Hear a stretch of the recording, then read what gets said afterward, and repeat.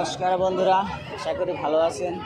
পরন্ত বিকালে এই যে এটা হচ্ছে নৌকাটায় অনেকগুলো সিট।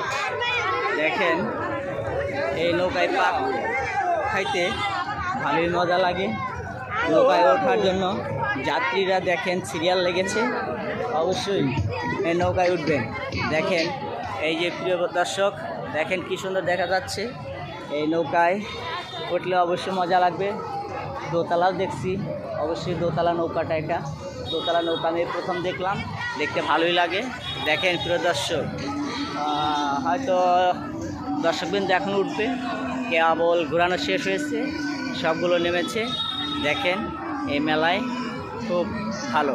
আবার দেখেন ওখানে লাইট আছে। দেখেন দর্শক, এটা রাত্রেও চলার জন্য সুযোগ সুবিধা আছে। দেখেন কি সুন্দর লাগে।